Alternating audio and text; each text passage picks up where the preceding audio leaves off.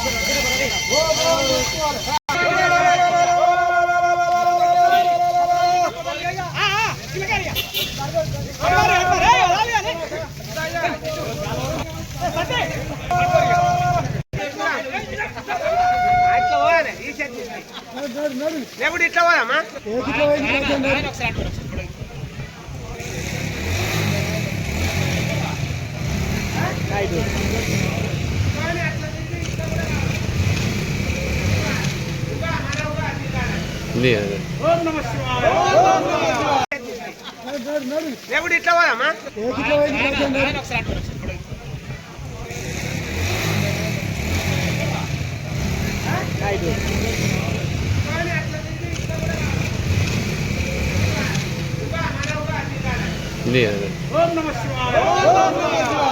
రైతులందరూ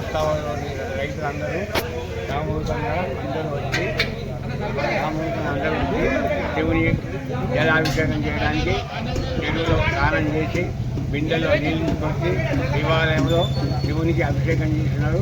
ఆ శివుడు భగవంతుని వల్ల వర్షాలు పడి సకాలంగా రైతులకు అందుబాటులో జరగాలని దేవస్థాన కమిటీ చైర్మన్ గారి ఆధ్వర్యంలో, పాలకవర్గం ఆధ్వర్యంలో ముస్తాబాలో మా ఉప సర్పంచ్ గారు, తర్వాత అందరూ కూడా వార్డు సభ్యులు, గ్రామ ప్రజలు, రైతులు ముఖ్యంగా, ఎందుకంటే సకాలంలో వర్షాలు కురవనందున వాళ్ళ కరువు పరిస్థితి ఏర్పడ్డది.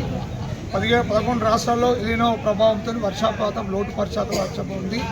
ఈపాటికి ఎప్పుడో వర్షాలు బాగా కురిసేది ఉండే ఎప్పుడైనా, అలాంటిది వాళ్ళ కరువు పరిస్థితి నేపథ్యంలో ఇవాళ సకాలంలో పంటలు వేయలేదు, ఎలాంటి సాగు కూడా జరుగుతలేదు.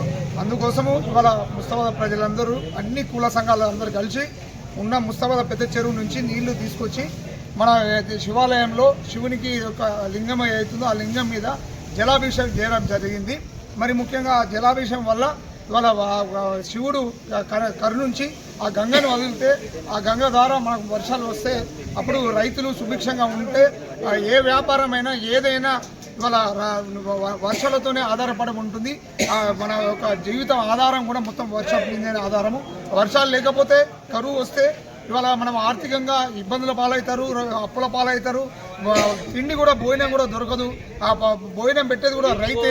ఆ రైతు యొక్క సుఖంగా ఉంటే, రైతు సుభిక్షంగా ఉంటే ఇవాళ వర్షాలు కురిస్తే అప్పుడు ఇవాళ ఎలాంటి కరువు కానీ ఎలాంటి ఇబ్బందులు కానీ ఉన్నాయి. అందుకోసం ఆ వర్షాల కురిసే కోసము శివుని ప్రార్థిస్తూ ఆ లింగం మీద మొత్తం జలాభిషేకంతో నీటి మేము నింపడం జరిగింది.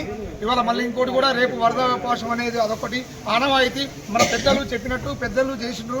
నేను చిన్నప్పటి నుంచి కూడా చూస్తున్న ఆచారం కూడా ఇవాళ మనం కూడా అదే ఆచారం. కరువు పరిస్థితి ఎదురైనప్పుడు ఈ రకంగా ఆ దేవుణ్ణి కరుణించడం కోసము, శివయ్య కరుణించడం కోసము ఈ రకంగా ఈరోజు చేయడం జరిగింది.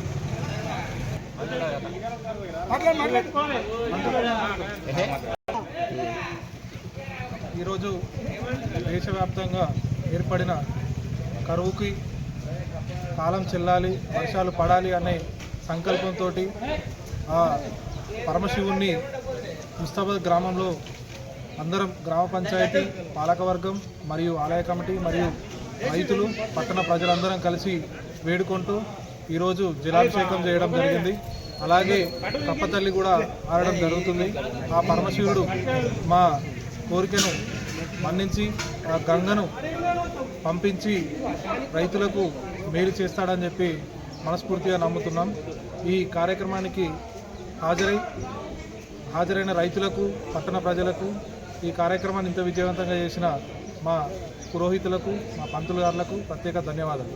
ఇలా ఆచారంతో ఇవాళ గుడికి శివుడికి నీళ్ళు పోసడం జరిగింది. కాలం ద్వారా ఇంతకుముందు కూడా ఇప్పుడు మొదలవుతుండే చెరుకుంటలు నిండిపోయేసరికి అందరం రైతులంతా తవడమడడం జరుగుతుంది. అందుకు ఇలా కాలం కాకపోయేసరికి అందరు కూడి అన్ని రకాల దేవుడికి మొక్కి ఇలా లింగం మీద నీళ్ళు పోసడం జరిగింది. అందరం మంచిగా ఉండాలి. పిల్ల జల్ల అన్ని రకాల గొర్రె గుడ్డు పంట పొలం అన్ని రైతులు అంతా అందరం బాగుంటే అందరూ చిన్నోళ్ళు పెద్దలు అంతా మంచిగా బస్తం కాలం మంచిగా బాగుపడాలి. అందరం మంచిగా ఉండాలి. ఇలా కప్పతల్లి ఆడడం కూడా జరుగుతుంది. ఇలా పొద్దున కప్పతల్లి కూడా ఆడడం జరుగుతుంది. మంచిగా బాగా పడి చెరుకుంటారు.